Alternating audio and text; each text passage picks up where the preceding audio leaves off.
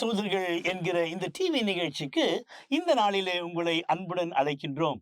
நம்பிக்கையின் தூதர்கள் என்கிற இந்த நிகழ்ச்சியானது கடந்த 50 ஆண்டுகளாக தேவ மனிதர் டாக்டர் ஓட்ஸ் யாடர் ஆண்டவருடைய வார்த்தையை பகிர்ந்து கொண்டு வருகிறார். இந்த தேவ மனிதனுடைய சுவிசேஷ செய்தியை யோவான் சுவிசேஷ வேத பாட செய்திகளாக நாம் கேட்கப் போகிறோம். தமிழில் மொழிபெயர்த்து தருபவர் உங்கள் போதகர் இம்மானுவேல் இளங்கோவன். இன்று நாம் சிந்திக்க போவது கடவுளின் பிள்ளைகள். யோவான் 1ஆம் அதிகாரம் 6வது வசனம் முதற்கொண்டு 13 வரை பார்க்கின்ற வேளையிலே அங்கு கடவுளின் பிள்ளைகள் என்ன என்பதை குறித்து இன்றைக்கு நாம் சிந்திக்க இருக்கின்றோம். கடவுளின் ஞானம் முதல் ஜோடியை பூமியிலே மண்ணினாலே ஆணும் பெண்ணுமாக உருவாக்கினார். அவர் அவர்களை பெருக்கி பூமியை நிரப்புமாறு உத்தரவும் இட்டார். ஆதாம் ஏவாள் இவர்கள் இருவருக்குள்ளாக தாங்களும் பிள்ளைகளை பெறுவோம் என்று ஒரு எதிர்பார்ப்பு இருந்தது. அவர்கள் எதிர்பார்த்தபடியே குழந்தைகள் பிறந்தார்கள். எல்லா பெற்றோர்களும் தங்களைப் போல பிள்ளைகளை பெற முடியும் என்று நாம் அனைவரும் அறிந்திருக்கிறோம் அல்லவா? மனிதர்கள் வேறு விதமாக எவைகளையும் பெற்றெடுக்க முடியாது.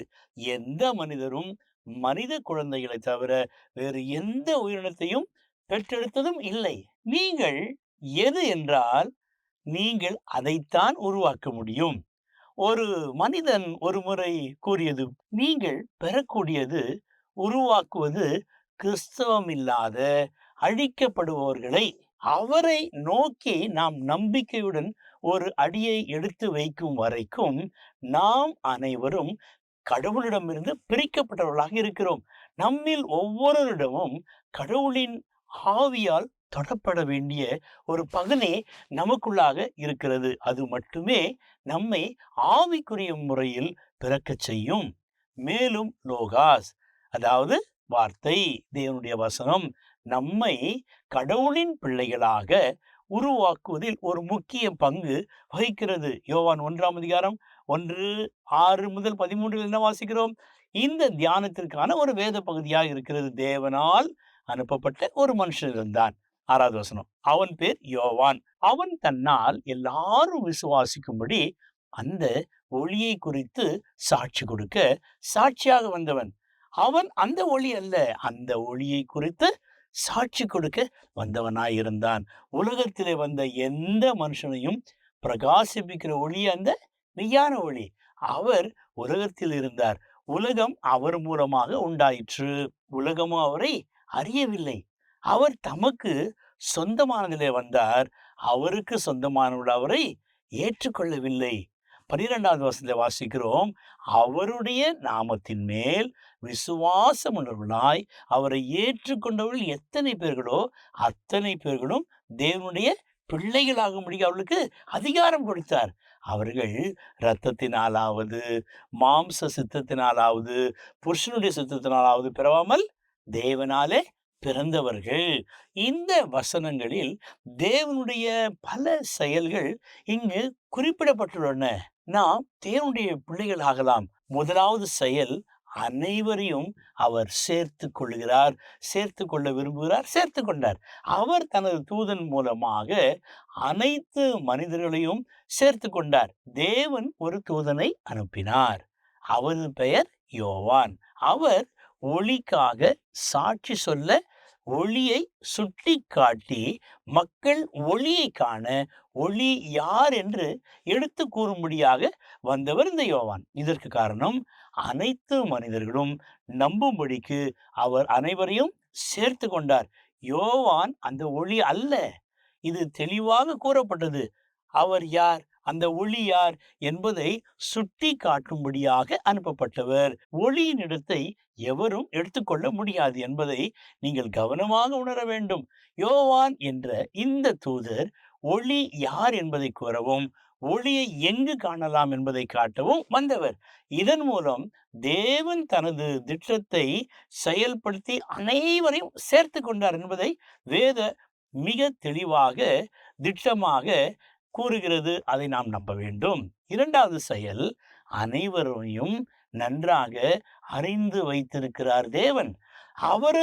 தனது பணியிலே அனைவரையும் அவர் நன்றாக அறிந்து வைத்திருந்தபடியினாலே, அவர் ஒளி ஒவ்வொரு மனிதனையும் பிரகாசிக்க செய்வதற்காக யோவான் என்கிறவர் அனுப்பப்பட்டார்.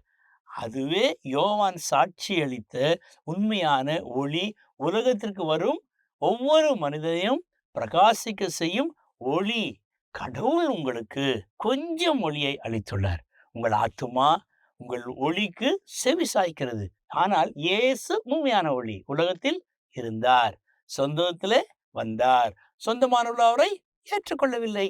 இருப்பினும் அவர் ஒளியாக வந்தது அனைவரையும் நன்றாக அறிந்து வைத்திருக்கிறார்.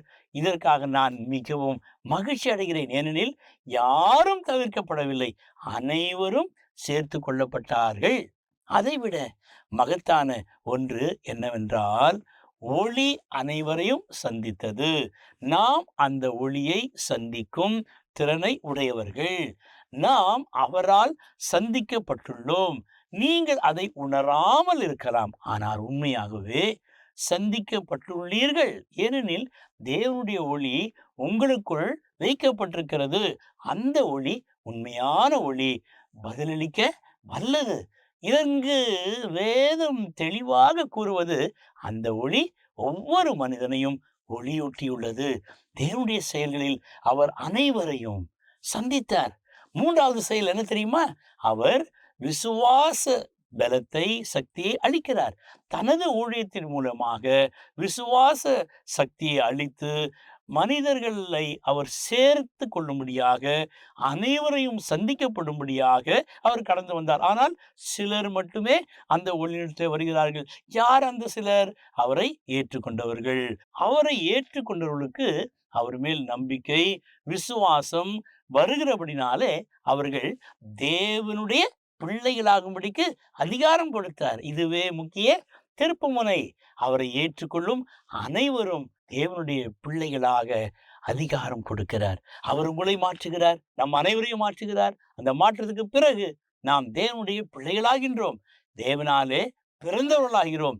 இயல்பான இரத்தத்தின் மாம்சத்தின் அல்ல, மனித விருப்பத்தின் மூலமாக அல்ல, தேவனாலே பிறந்தவர்களாக நாம் காணப்படுகிறோம். முதலில் தேவன் முதல் மனிதனை ஜோடியாக உருவாக்கிய பொழுது பூமியை நிரப்ப கட்டளையிட்டார். அவர்கள் தங்களையே மட்டுமே உற்பத்தி செய்ய முடியும். அதனால் நீங்கள் மறுபடியும் பிறக்க வேண்டும், தேவனாலே பிறக்க வேண்டும். இது ஒருவேளை அவரை ஏற்றுக்கொள்வோருக்கு மட்டுமே சாத்தியம். லோகாஸ், கர்த்தருடைய வார்த்தை. நம்பிக்கையுடையவர்களே தேவனுடைய பிள்ளைகளாக மாற்றப்படுவார்கள். யார்? நம்பிக்கையுடையவர்களே. நீங்களும் தேவனுடைய பிள்ளைகளாக மாற முடியும். எப்பொழுது? அவரை ஏற்றுக்கொண்டால். இயேசு கிறிஸ்துவின் நம்பிக்கை நாம் மிகவும் அதிகமாக வைக்க வேண்டும். அப்பொழுது அவர் உடைய பிள்ளைகளாகும்படிக்கு அவர் அதிகாரம் வழங்குகின்றார். ஏனெனில் நாம் அவரில் நம்பிக்கை வைத்துள்ளோம். அதனால் தேவனுடைய செயல்களை ஒன்று, அவர் அனைவரையும் சேர்த்து கொண்டார். யாரும் தவிர்க்கப்படவில்லை, அனைவரும் நம்பலாம். இரண்டாவது, அவர் அனைவரையும் நன்றாக அறிந்திருக்கிறார்.